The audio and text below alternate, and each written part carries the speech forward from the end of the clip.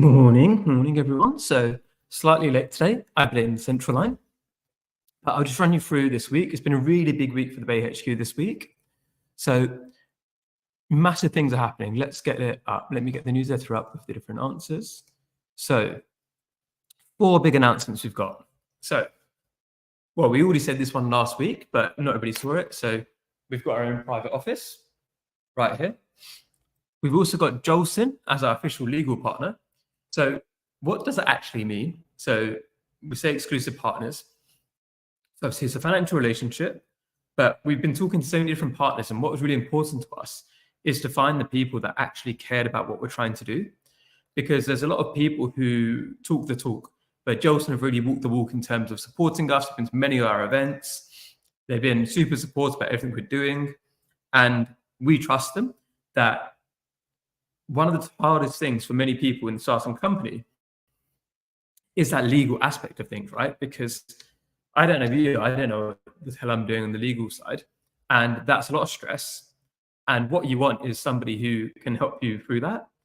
And what's important for us is we didn't want to get somebody who would just be doing it from a perspective of like essentially using people in our network. We don't want that.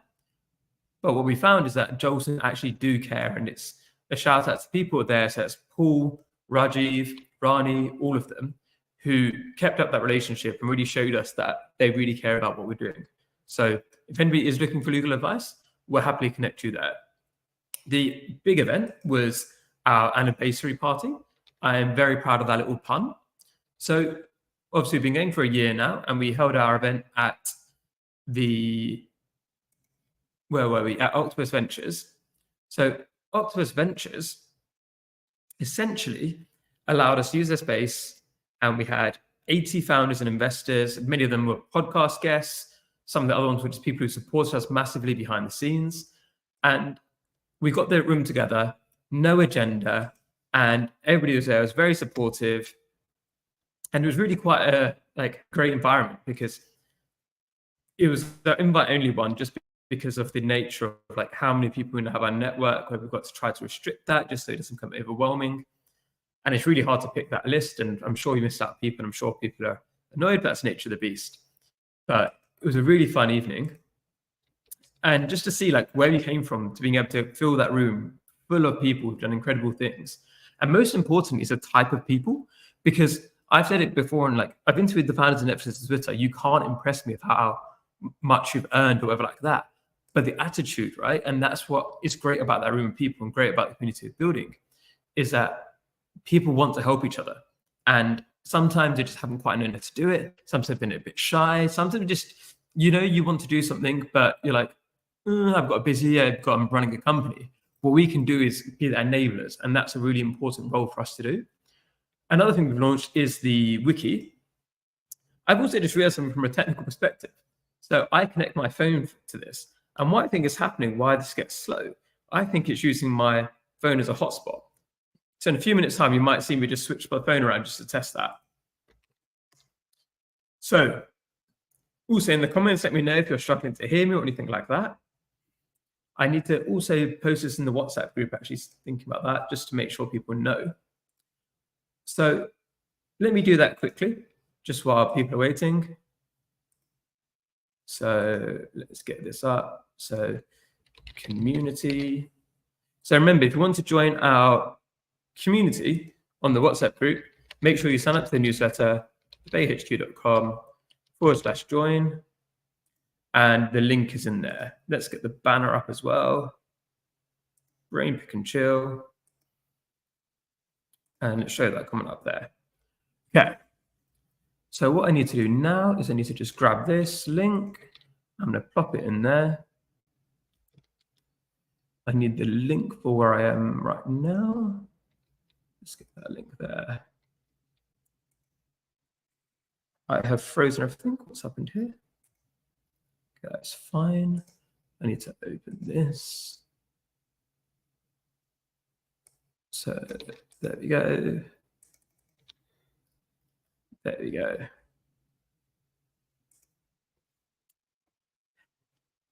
So shout out to Sahara there. So Sahara is our executive assistant.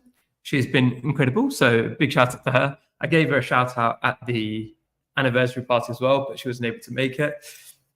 So thank you to Sahara. Said what I'm just doing now. So I've sent that to the WhatsApp group.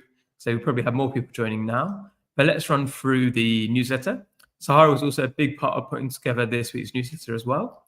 So I've done the announcements there. So the other thing is our wiki is now live. So this is something which we've been talking about for a long time. And it was always a challenge of like making sure that it's something which we do right when we do it. So I had the idea for a while, then tried to set up the layout, and that's going to change further as well, as Sahara knows. And what Sahara's been doing in the background is building out that wiki based on our Notion, based on our database. So that's up now, and we're going to adapt it further. We're getting the data stronger, and we'd love to get your thoughts on that. There's obviously going to be people who want to be added to that, but at the moment we're focusing on mainly the podcast guests and the people who've scaled quite significantly. And over time we can build out, right? So we need to prioritize the people who are the most inspirational in some regards, in terms of the business aspect, and we'll build it on from there. So make sure you check out the links. If you go to the website, go to guide, and you'll find it under there in the people wiki and both the company wiki as well. The other thing to mention is the lab podcasts are moving to Tuesdays, and the other one, the Bay podcast, the founder podcast, is moving to a Thursday. So that's just to keep everything a bit tighter, right? Because before we had both this and the lab podcast on a Monday, which meant that the kind of clash was kind of hard to do the linking and stuff like that because we're putting it live in the morning, then trying to send out a link, and it just got a bit more complex. Whereas this way, we can always make sure that we're on time and everything runs smoothly. So we only released one podcast last week, but it was an incredible podcast. That was with Radha Vyas, who is the founder and CEO of Flashpack. And there's these different stories we've shared, right, which have just been incredible. But this Radha was so vulnerable, which I think could really give so much value to so many people. And I'll tell her story in brief now, right? So obviously listen to the full episode to actually hear it from her words. But she had been somebody who'd been thinking about different ideas for a bit of time. They hadn't really worked out. She was like, oh, I don't know if I can do this or not. But then she found an idea that she was really passionate about. That idea was how she was somebody in her 30s who many of her friends were married or they weren't really into traveling anymore, but she still wanted to do it. But she didn't want to go alone. And many of the options out there were for more basic levels of comfort, where she wanted to travel, make new friends, but do it in style, right? Not to have to. She'd done well enough in her career that she didn't want to have to like slum it out, right? But she didn't really find any options for this. So she had this idea. She was really excited by it. And at the time as well, she was also dating. So on the first date, she met her co-founder now, but both of them just really connected straight away on that first date. And a lot of people are very secretive about their ideas, but Radha trusted her gut here. She told the person on the first date about the idea. They then spend the next few dates researching that company because both of them are in love with it. So her husband now and her co-founder was a travel photographer. So they both had this really keen interest in the same area. What they then did for the first 6 months, struggled to get any clients. And they're like, do we give up? Well, what do we do now? And her husband had the idea to do a big stunt. So what he did is he flew to Brazil, I think it was the Football World Cup or the Olympics, and he climbed on the Christ the Redeemer statue on Sugarloaf Mountain, obviously with permission, and it was all legal and everything like that. But he took a selfie from the top. That went viral, and that triggered huge amounts of traffic to their website. And then they were going, right? So after that, they went from 1 million revenue to 2 million revenue to 4 million revenue, up to 20 million revenue. And then the pandemic hit. Once the pandemic hit, everything crashed. So all of a sudden, everybody wanted refunds. There was no more bookings. Like the entire market just disappeared. The entire business model collapsed. And they went into administration. They had to make everybody redundant. They lost all their money. And Radha went into depression. And she openly admitted that. What they were able to then do with their friends and family, like supporting them, is to buy back the assets from Flashpack and then build it again from scratch. So they went from like a $20 million business to zero, back above that again, right? So that's an incredible story of resilience. But what's so great by the way Radha tells it is that she doesn't pretend that it was all easy and that her and her husband found, like, she had a child under the age of 1 while she was doing that. So to have calls with venture capitalists to try to save a company with all of this stress, and no matter how it was during the pandemic, right, with lockdown and all the anxiety that came with that. So she's somebody who I really admire, and I think it's an incredible story, and I really hope you have a listen to that and hear her story in full. Then we've also got the word search this week on our games. So actually in November, there was a tie. So it was both Niraj and Neda who both got 30 points. So if you really listen to this, if you answer the question first in the notes, then you're going to win that hoodie. So what we do every month, if you're signed up to our newsletter, and you can sign up to our newsletter just by doing this, then there's a word search every week. If you get the answers first, then you get 20 points. If you're in the top 6, I think, you get 10 points. And the person who's got the most at the end of the month gets a free BHQ hoodie. So I'm not wearing mine today because it's in the wash, and I do occasionally have to wash my clothes. But that's a way for you to get some merch. And it's just kind of a fun thing we do every week, right? Then events from our network this week, so there's quite a lot.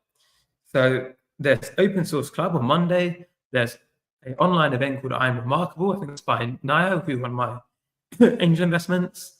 There's a London L&D meetup. There's Bits in Climate Bio. There's Why Can't I Buy a House? I think that's a fireside chat podcast. Yep. There's a Seed Legals Ireland event online. Well, it's actually in London. How to take an investment anytime with Seedfast. There's Super Time Super Site presents Web3 London Christmas Party. Embark Times Entrepreneur First, starting a founding journey. That's on Wednesday. Now on to Thursday, we've got an end of year effective giving mixer, a EAC summit, and then on Friday, you've got the Techstars Founder Catalyst with Stanley End of Program Showcase Virtual. So those are some of the events on this week. There's nothing from us this week, but we are planning a football game pretty soon. So if you want to get involved in that, make sure you join the community. So when I say join the community, it's all free. It's just a way for us to be able to contact you in a way where we can let you know about what's going on. So if you want to really get more involved, that's the best way to do so. Then having a look at the jobs this week. So obviously a great way to learn more about different things going on and to how to build your own startup and what that world is like is to join another startup and learn from it. So from Block Dojo, that's run by Jay Gujral. They're looking for an early stage startup founder in the UK, a head of design and a program associate. The Washing Machine Project is looking for a marketing and communications executive. That's Nav Sawhney. If that's a social enterprise as well, so if you're very mission driven, they're a great group of people to work for. UHubs are looking for a sales development representative. NADA are looking for a money laundering and reporting officer. Hive are looking for a backend engineer. Finance and accounts trainee, people operations officer, junior backend engineer. Then AutoGen AI are looking for a lead developer, a senior developer AI, a senior sales lead, a business development representative, a user coach visual writing professional, and recruitment consultant. So I actually interviewed the founder and COO of AutoGen AI last week. That's Raj Khera. Incredible story. Then last week was an incredible week for women in terms of who were able to get onto the podcast. Incredibly inspiring people in the startup space. So we had Ash Aurora, who's the youngest partner at Local Globe, which is a tier 1 venture capital fund. So she's in her 20s and she's investing in some of the top companies in the world and massively respected in her field. Incredible what she's been able to do at such a young age. Raj Khera, who's done many things as well. And as we just mentioned, she's the CEO of AutoGen AI, which is what the UK's fastest growing AI company. Then we've got Ina Yulo Stuve, who is the head of startup marketing at AWS, Amazon Web Services. So for those of you who don't know, Amazon Web Services alone is huge. So she's doing amazing stuff. And all of them, they're great guests, great people to chat to, really inspiring. So I do hope you check those out when they come out. So finally on this little bit here, so on the shout out, so Radha Vyas, who story I told just a bit earlier, she shouted out Purna Bell, who's an incredible author and entrepreneur. And the quote from Radha is that she's a badass woman, she's amazing. Rajiv Nair, who's the founder of Fixflow, who's now exited. They shared an office together in the earlier days. And Radha said that he's an incredible entrepreneur who executed his business seamlessly. He's an inspiration. And finally, Rajiv Dey, who's a co-founder and CEO at Learnably. Radha had been following him since his internship days, and Radha admires him a lot and says he's got a lot of heart and soul. So that's all the updates in terms of the newsletter this week. So now it's opening up for lots of questions. Any questions you guys have, I'm right here. You can ask me whatever you want, and I'm happy to answer. I can feel my voice going a bit. That's just the nature of the cold and the weather at the moment. Should have brought myself a glass of water, but it is what it is. So make sure you ask any questions. And while there's no questions, you just see me looking at the screen, which is I'm looking at what's going on my WhatsApp and everything like that. Let's have a look.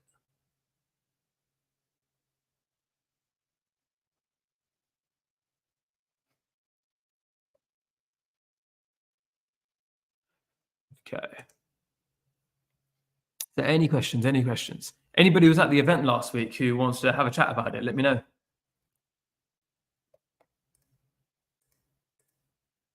Should put this on Instagram as well, but I can't do that while my phone is connected here.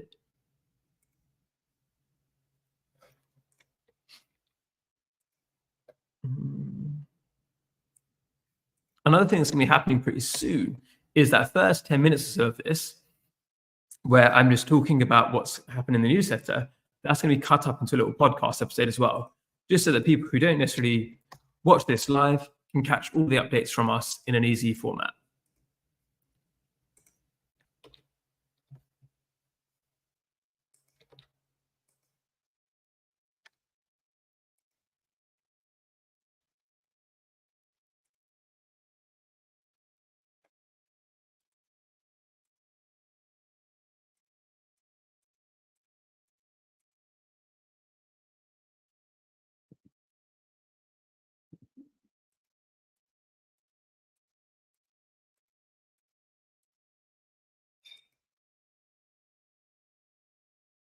Okay, so I'm going to do super quick while this is going on. I'm just going to disable the hotspot on this and post on. Let's have a look. So what I need to do. So let me just switch the camera across for a second. So settings. Okay, so I've just switched the camera to this while I'm sorting out something on my phone. So I think if I disable the first hotspot,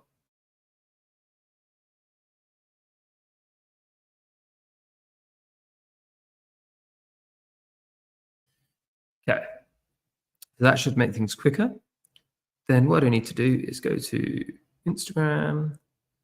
I need to get my favorites, trust. So there you go. Need to grab this link, which should be in the newsletter.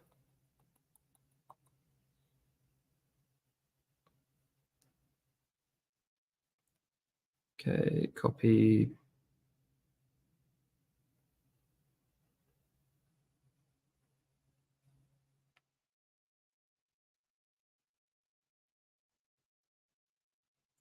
Plus advice. Okay.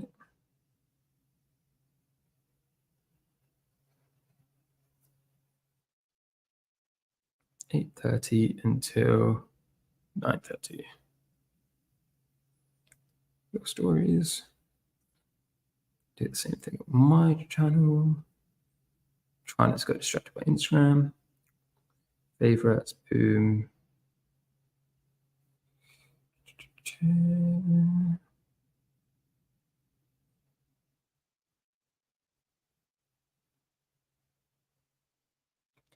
Ask for advice on anything. So I just accidentally. On anything. So remember, you can ask any question you want. And this is 8:30 until 9:30 today. Your story. Oh, I am sleepy today. Yes, that's been done. That's been done. Okay, so remember to ask any questions.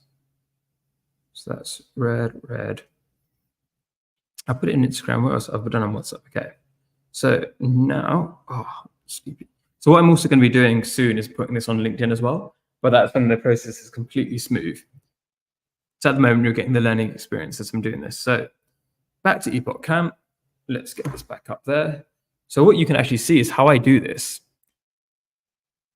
is like so, right? So on the back end, what is happening is like that. So this is how I make sure that the camera is very high quality.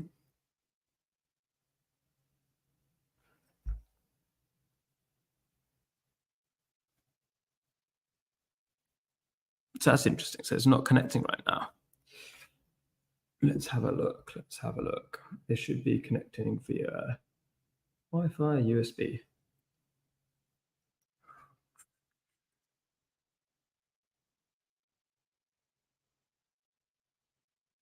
Let's try this again. Okay, so I've got a question here from Ash. I'm just trying to sort out the camera. Okay, forget it. I'll stop the camera. Oh, won't use the camera for this. So Ash Sharma. So I believe Ash is somebody who's contacted me before and is also a friend of Vishal Virani. So Vishal Virani is a great guy who's the head of UK Health at YouTube, and he's been on the podcast before. So Ash said, thanks a lot for this, Summer. What advice would you give for someone who wants to set up a ghostwriting service for Series A to B founders? Okay, so there's a lot of different steps into this. The first thing is that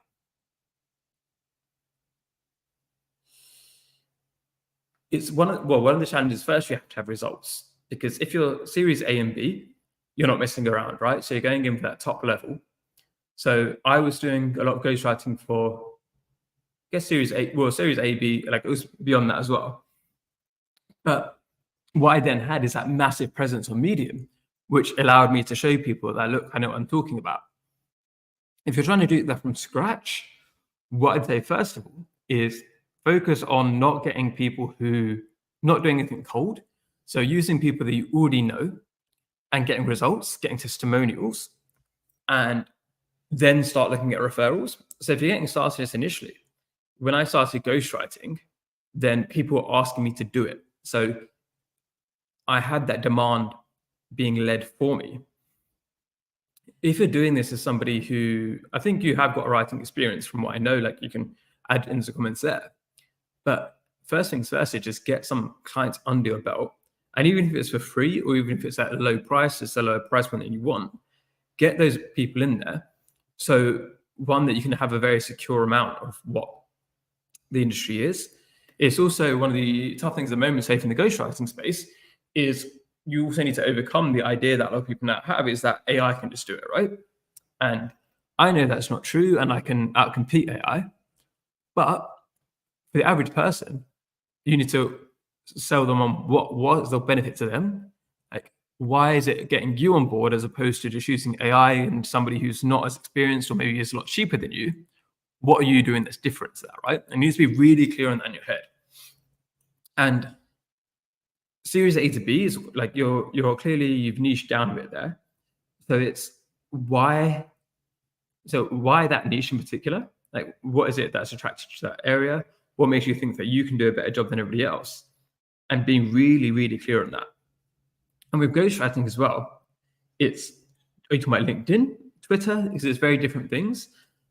LinkedIn and Twitter, what's good about it is that if you've got a big Twitter or LinkedIn presence yourself, then you can simply show, look, I've got 50,000 followers. I can do this for you. When it's more of a blog or website traffic, then it's a little bit more difficult. And that's where word of mouth really comes into play. Because often, let's say, you can't get the public testimonials, right? So this is the same thing with me. I can't tell you who I've written for, because that would be breaching all my NDAs. What I can do is write for somebody, write incredible quality, and then say to them, like, do you know anybody else who this could potentially benefit? And each time you can ladder up that price a bit. So for the early clients, you're getting it a bit cheap. You need to just get that very happy customer, and the happy customer will then hopefully refer you to more people. And that's how most of my business came. It wasn't from me I never cold pitched anybody. And I think this is the interesting thing that people maybe don't realize. With the ghostwriting, I never cold pitched. I never just messaged them like, oh, can I write for you? It was people coming to me. And for a ghostwriting service, I'm trying to think, people doing this well at the moment. So there's a guy called Matt Barker, who you should follow on LinkedIn if you're not already, who I think does a very good job about how he brands himself in terms of the ghostwriting side. So let me find that on LinkedIn. Let me just check. Pretty sure his name is Matt Barker. So here's somebody that I would follow on this in terms of how he's done it. Is it Matt Barker?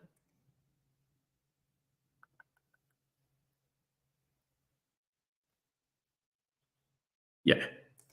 So this dude here, here's somebody that in the ghostwriting space I'd probably suggest is a really good person to follow and learn from.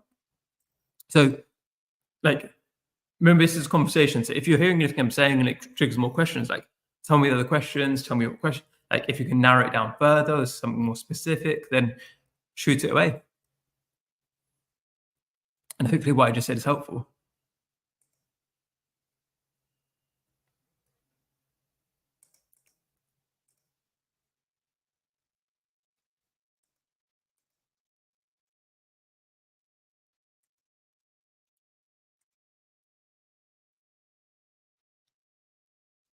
Yeah, but because what I think is a huge mistake people make is that same thing with podcasting, any kind of thing they've done. It's first of all, use the people that already like you, that already talk to you, right? So we've obviously got the mutual friend of Vishal Virani. Ghostwrite for him. Maybe you don't, maybe it doesn't pay you, maybe whatever it is. So sorry if Vishal's listening to this, but if you can get some people who can kind of validate like your quality and they've actually used you, it's one thing to say, oh yeah, my friend's a good writer, you should get him, versus, oh, he's written this for me, or they've done some work for me. That's a huge difference in the stamp of approval. Because I think that people ask me like, oh, can you refer me to clients? It's like, I can, but then I can't actually verify you. So that recommendation isn't going to be very strong.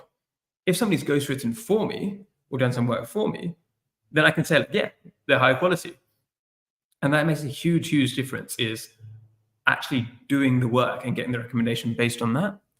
But for whoever's listening, whatever kind of thing you're trying to do, if you can get those initial traction from people within your network and then build out from there, that's great. And as you scale it, that's where it's really important to go beyond your network, right? So like right now, the important thing of what we're doing in the Bay HQ as we're scaling is getting all the people that don't already know us, right? Like, who are the people? And it's when like random strangers are like joining this and listening, or when random strangers are emailing us back and things like that, that's showing that true product market fit. The thing about ghostwriting is that you don't necessarily need that many clients. It's not a mass market thing because it's trading your time for money. So you can't have 50 clients. What you're trying to do is get a couple of good clients who then pay your bills and make things easier, then allow you to do other things too. But that's the way I look at it.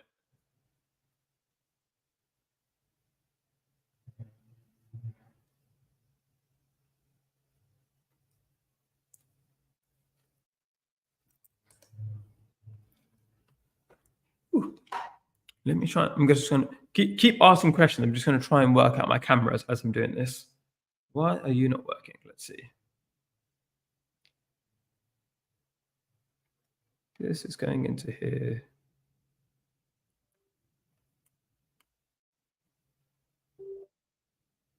There you go. Okay, so we're going to get this. So again, I'll show you how I do this. So what I'm using is an app called Epoch Cam. So because I have a Windows machine and I've got an iPhone, then I want to use my camera from my phone because it's way higher quality than my webcam, as you can probably tell. So this app is like it's £8 or something like that. But then you can see the difference in quality. Look at the difference between this and this, right? So that's an easy hack for anybody who's doing a lot of video stuff. £8, you've already got a phone that's probably got a good camera. Choose that. If you've got an iPhone and a Mac, you can choose Continuum, and it's free and it's part of the service, and it's awesome, right? But that's a simple thing to do. And I think with Continuum, what I'd obviously love to do is have that portrait mode where I can blur out this background a bit, because right now we haven't decorated.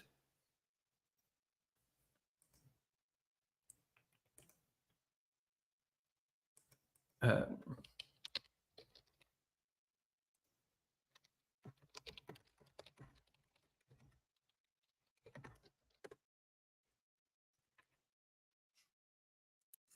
keep asking questions. You've got me for another half an hour. Ooh.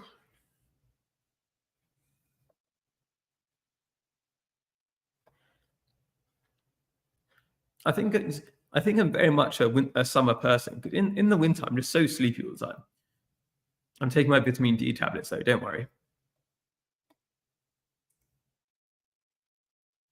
Yeah, it's one of these interesting things. I tell people, like, when a lot of people DM me and ask me for advice, I'm like, it's very difficult for me to do that one-to-one, but I'm here for this hour, so let people know about it, right? Because I can help.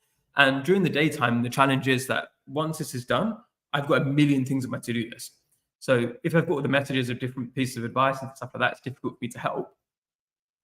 But here, I'm like fully focused. If questions are coming in, I'm going to answer. And what was also good is that if somebody else asks me a similar question in the future, I can point to this video. So it's a very scalable way of helping people. And this is one of the things with AHQ now is that for us to get to, we've got to 0 to 1, right? We've done the initial bit.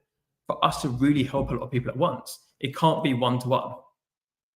So for this, it's just a YouTube channel, right? Because every week is a different link, but every week we're live. So it's also if people join the the newsletter, then they get sent it just before it goes out.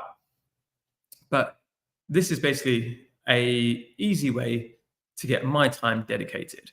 And if I think because the YouTube, and I think for the YouTube, what I've done is you've got to be subscribed for at least 20 minutes before you can ask a question. So what that does is just stop bot questions, basically, because you get this crypto bots and like that. And that way we can then serve the right people. So it's always interesting, the questions I get.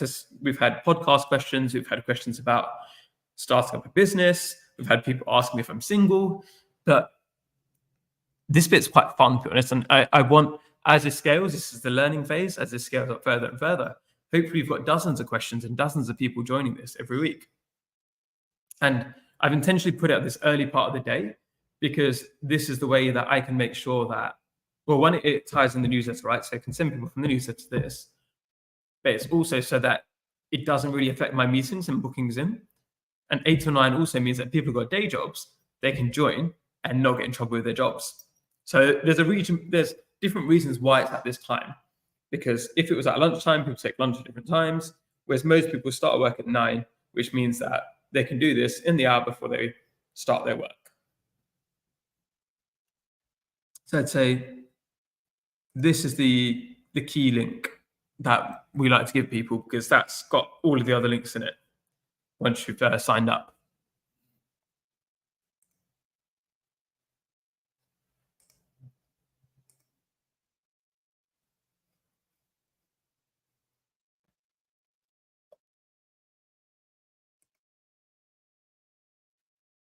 So what I also do is that while there's no questions, let me talk about this because I think it's really interesting.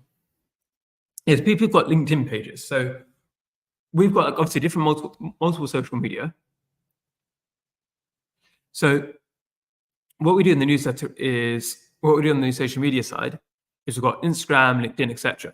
For this audience, because it's business, it's professional, LinkedIn is our primary audience, right? And what we do with that is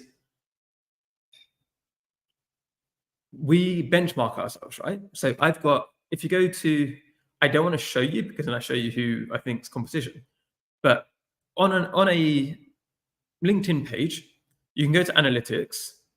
So I'm going to answer those 2 questions I can see there in a second. If you go to LinkedIn analytics, you can see so go to LinkedIn analytics, there's competitors. And what I'd say is add your competitors in here, even if they're not exactly what you're doing. So what I've done is I've gone to LinkedIn Analytics competitors on the business page and added 9 other diversity organizations. And all of them are way further ahead than we are because they've been around for a lot longer, right? And what I can see there on this page is total followers and new followers. And we're 7th in terms of new followers, despite being the newest and other people on this list. So we've got 1,642 followers at the moment, but it's people here 20,000, 10,000, and who've got like backing from like whoever. And then also look at engagements.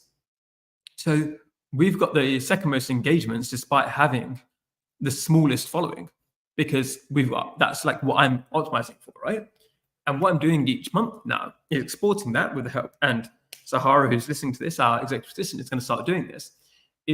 There's 3 key metrics I'm following for the LinkedIn page. It's the follower growth rate. So I want to say, are we growing faster at a faster rate than our competitors? And when I say competitors, they're not competitors. Everybody can win. But what I'm doing is benchmarking ourselves against other organizations in the same space to see what can we do better. If they're growing faster than we are, what can I learn from that, right? The engagements per follower. So we might have lots of followers, but are they actually engaged, or are they actually liking our content? And then the engagements per post, because one easy, cheap way to get lots of engagements is just post a lot, right? And what I can see is that we've got the fastest growth rate, follower growth rate. We've got the best engagement per post. We've got the second best engagement per post. And then we've got the best engagement per follower. So what I can see is that we're doing really well here, but I need to not be complacent about that, right? So every month we're tracking that. Are we still growing at that rate? Are we still growing fast? Are we still getting the engagement? Because one thing to grow fast is another thing to make sure that those people actually care about what we're doing. So that's what I can say on the LinkedIn engagement side for a page. Now, for Ash Sharma, the best time of the day to do it, if you need somebody to work on the newsletter, free. So we've actually got an executive assistant who's watching this today. So she's a big help with the newsletter. So all I actually do now is I write the announcement at the beginning. So that announcement at the beginning is my kind of key value add, right? That's my brain dump of what's going on at the moment and my key skill, essentially. So it might be in the future we do need help with that, and I'll keep that in mind. Thank you, Ash. Okay, so from Harminder Kaur. So hi, Harminder. So I believe Nishani, right? So Nishani is a great company. I'm going to test myself here. It's a media company to do with Sikhism and like also things to do with different parts of the culture. So for a LinkedIn profile, so I'm going to have different opinions to different people here, right? And the difference between me and say the average person is that my audience is entrepreneurs. I have 24% of my following is either founders, CEOs, managing directors, or co-founders. I have a highly qualified audience. Whereas who are you targeting? So I'm targeting that high value audience. The way I do things is differently. So for example, you will notice in my LinkedIn, I can go up my LinkedIn profile right now. I don't, like a lot of people put, say, Forbes 10 to 30, a top 100 in this, those kind of awards. Those aren't what I'm trying to impress people with. What I'm trying to give people here is like, this is what I do. And it's different depending on, are you targeting consumers? You're targeting founders at a high level, because the people that I'm trying to reach, they're not going to be impressed by Forbes 30 or this award, that award, or wherever it is. Other people who are trying to gain clients from LinkedIn, I'm not trying to gain clients. If trying to gain clients, they'll say something like, I am the person who does this, I am this, I am this. So that one-liner, what you need to look at is compare it to other people who are in similar positions to you. This is where this whole competitive analysis comes in, right? And other people in similar positions to you, often they won't be doing things very well. So what I'd say is grab a cross-section. Let me get your LinkedIn profile up as well, actually, so I can see. I can do like a live review. So,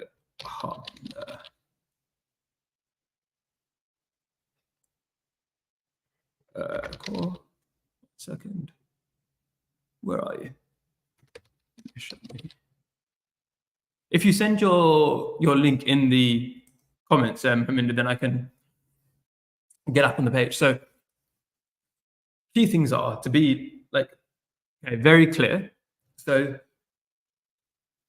and not too salesy, because what you want to do is somebody can look at your profile and very quickly determine, oh, okay, this is interesting to me, right? So if you look at my profile, I've got that part here. So also make sure your link is to Nishani in your bio. Then add like activate creator mode, because like there's no loss to doing it. And creator mode means you get more tools available. In your featured link, what I do for most companies is first of all have a link to whatever it is you're selling, and then have a couple of links to some very high credibility things you've done. So if you've been featured in BBC or something like that, you want those links in there. then in your about, what you're trying to do is get across. If you were talking to somebody for a minute and you just wanted to get across what you actually do and make them excited about it, do it in there. But you also they actually need to understand what you're doing, because a lot of the time people won't go to the effort of looking for your website if they don't really get what you do. So keeping it clean, not adding too much clutter. What a lot of people try to do is they add too much to their LinkedIn profile, which then makes it hard to actually spot the key details. So some people have like 50 experiences on their LinkedIn, but a lot of those experiences are just very minor. So if you put them on there, it actually detracts, because I can't easily tell the most impressive things you've done or the most high value things. So that's one stage. In terms of posting, it's making sure your posts are at your target audience. So let me get it up, Ishani.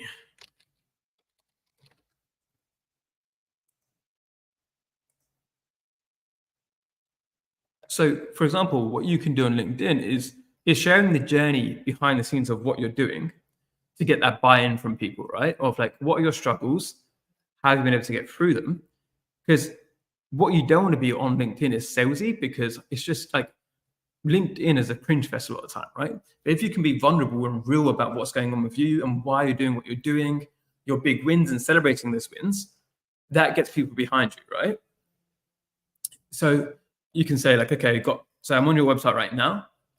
So stream simply watch creative content. So what you can do is kind of talk about some of the earlier days where it was really a struggle. Like you can do a post about like, why did you start it? And with LinkedIn, the really key thing is, so you might notice the first 3 lines is that hook, right? So if you look at some of my last few posts, so not the podcast ones, the one that are just me. I don't know what my accent went funny there. So this last one here, people are amazed what the Bay HQ has done in our first year. Just wait to see what we do in our first 10. We barely even started. Straight to the point, simple, shows that confidence, shows that belief in what we're doing. And then the next bit here is, yes, there's a 1-year anniversary party. We had a room full of people who supported us to celebrate, and then see more. So what you're trying to do is get in that first 3 lines, don't build up to a hook, like a big thing at the bottom. You've got to get the key information in those first 3 lines, because so many people won't press the see more button. So that's another really important point. And the other thing is just the thing about the cadence is that don't overdo the cadence before you're ready. So work out what's a good level of posting for you. And it can be ad hoc. It's better to post less, but post something you care about, than to just post loads of junk, because then if you keep posting junk, what's going to happen is that people are going to skim over it, which then tells the algorithm that people don't like your content, and then you're not going to be shown to other people. So that's a really key thing to do that. So those are some tips off the top of my head, but let me know any other questions if you've got more specific things that you want me to go into.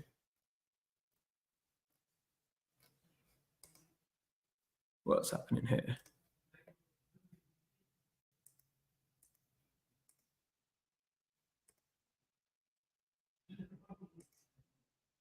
You're welcome. So remember, feel free to ask follow-up questions, both like Ashwin, Haminder, anybody else is here. I'm here for another 17 minutes, so make use of it. Because I also know events and stuff, when people come, people try to ask me questions, it's difficult because there's so many people, different things, which can be quite difficult for me to try to give a more detailed answer, which I can do on here.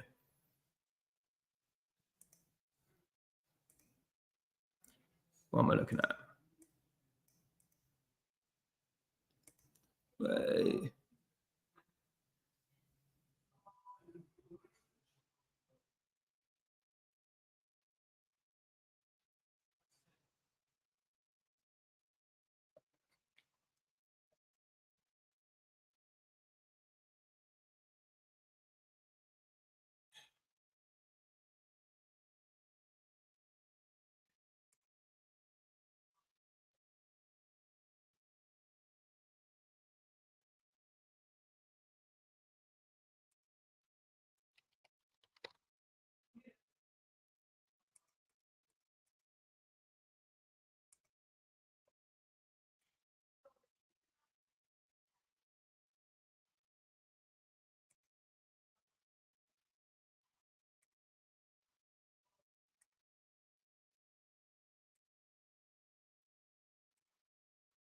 Hmm.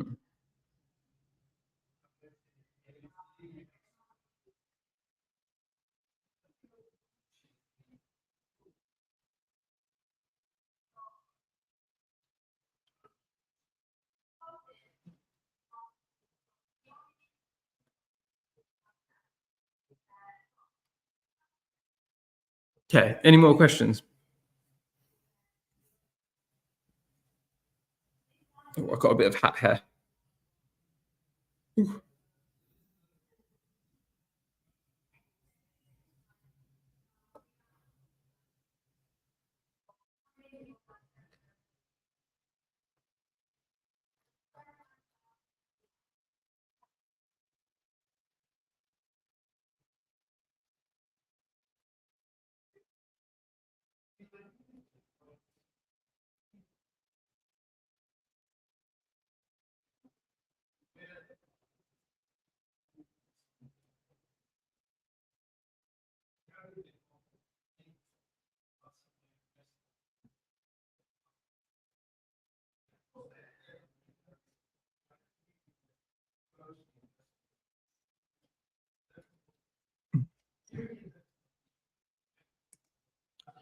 Okay.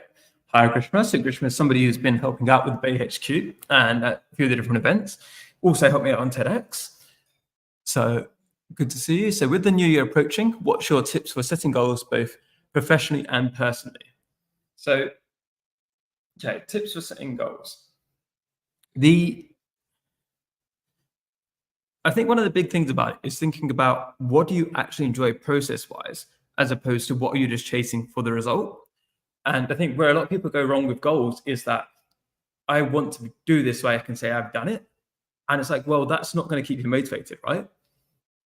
Whereas thinking about the lifestyle side of things, right? So, for example, next year, one of the tips I've got, one of the goals for the BHQ, I want us to do talks to like thousands of school children, right? That's something which I want to do. And what I need to do is to set the goals in a way that's one, achievable, but also a bit of a challenge, right? And what I think too many people do is setting a goal which is unrealistic, which then they just lose momentum. So what I'd say is, and I'm doing this now, it's like start the goal now. Don't wait for the new year because what you're then doing is delaying it, right? And what I'd say as well is this, do it in steps. So I tend not to make annual goals. What I tend to do is more quarterly because then I can keep reassessing.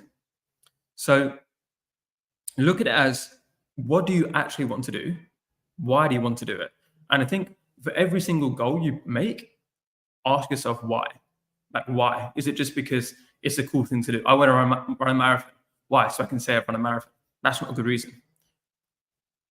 If it's like, I want to run a marathon because I want to raise X amount for charity, and if I can do that, that's going to make me feel really good because I've done something good. That's a good reason, right? So it's breaking down each goal into what's the point. And there might sound a bit nihilist, but I think that's a really key thing in any goal. It's got to have a reason behind it. Because otherwise it just sounds good, like, oh yeah, I want to travel to, a lot of people have the idea of like, I want to travel to X amount of countries. I've been to 47 countries. Am I a better person or am I happier because I've done that many countries? Like, it doesn't affect me day to day, right? So think about those goals in terms like what actual value does it give to your life, I think is really important. And I'd also say as a thing of not making too many goals at once. So thinking about it in terms like what's the big things that are really going to move a difference and actually make a difference to your fulfillment, your happiness, your longer term ambitions, and focusing on those. Because if you've got 20 goals, you have no goals. And there's something by Warren Buffett, I think, which is like put down your biggest 20 goals, right? So let's say we are doing a New Year's resolution. Put down the top 20 goals for the next year and then pick 5. And I think that's really important is what's actually going to make a difference because so much of it is just noise. So for example, rather than deciding, okay, I'm going to work out 100 times next year, maybe the goal could be, I'm going to find a class that I really enjoy. Because if you can find a class that you really enjoy, you're going to naturally then do the 100 class or whatever you want to do. So that's where I look at it, is what your key thing is to do is to find what is that going to be that's going to make that longer term difference, rather than just the headline thing, which is a bit vague and nebulous. What else can I give on that? So it's also looking at what the sacrifice is here, because if you put in different goals and they clash with each other and they work against each other, you've got to be honest with yourself of, am I actually going to achieve these, or do I just like the idea of it? So one challenge for me, for example, is I can say like, okay, I want to make more time, like I want to spend more time with friends and family. But if I'm saying that, but also then set myself ridiculous goals of the business, that's not going to happen. So it's looking at that of like, okay, what can I set myself as actually realistic, and then running towards that. And hopefully that's useful. I think those are the points in front of my head. What's fun about this for me is that because I'm not prepared, right, I don't know what questions are going to come in. It forces me to think on the spot about what potential value I can add to people.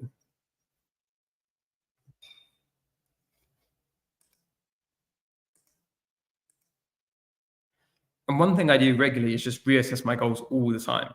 The goals I had at the beginning of the year are completely different to what they are now. But that's because in some things I've been way more successful than I expected to. So then I need to set my goals higher. And other things I realized actually that's not as important as I thought it was. And I changed the goal. So I think it's that key thing of like understanding yourself is more important than hitting a goal.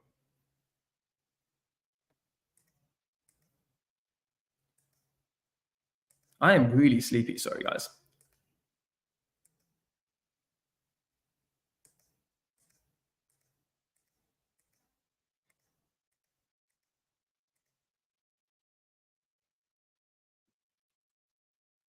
Any more questions? We've got 8 more minutes.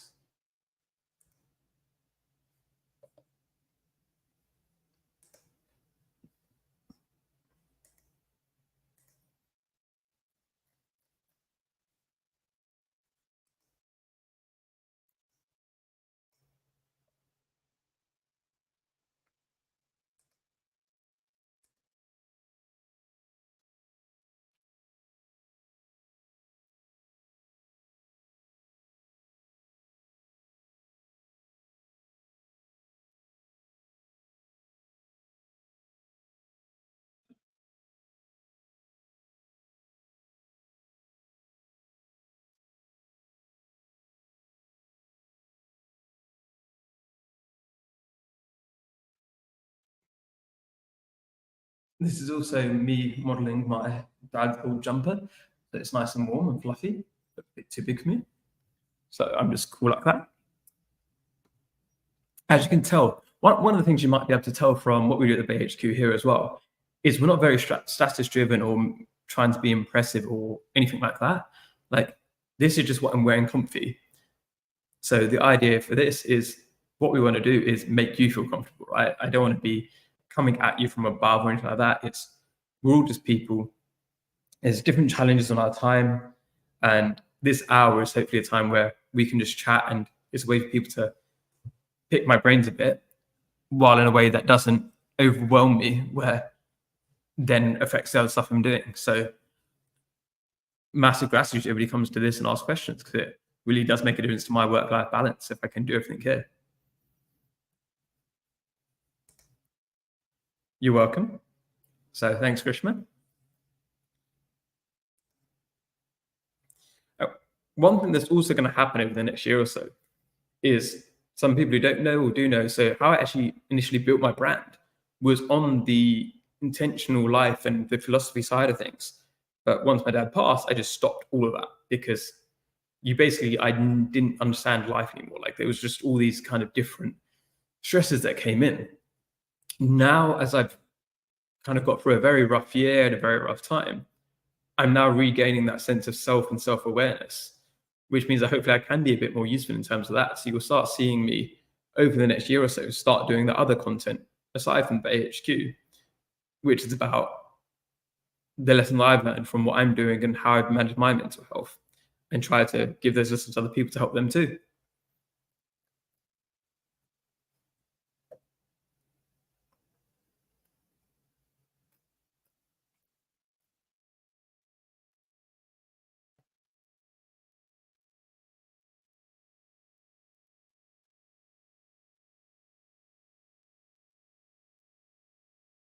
So we've got 5 more minutes left. What I'll probably do in the last couple of minutes is just wrap up everything from the newsletter again, just to give the overview for people, and then head off and start my massive to-do list. Who is this? Oh. Super.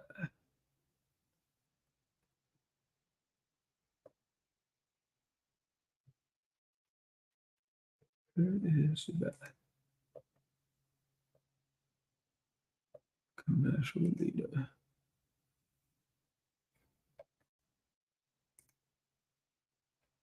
So one of the things I guess people don't necessarily, thank you so much, Ash, is I get a lot of messages from people who want to kind of catch up, who don't really say what they want to talk about. And for me, that's a really difficult thing because I've also got to get my own work done at some point, which I know people forget sometimes.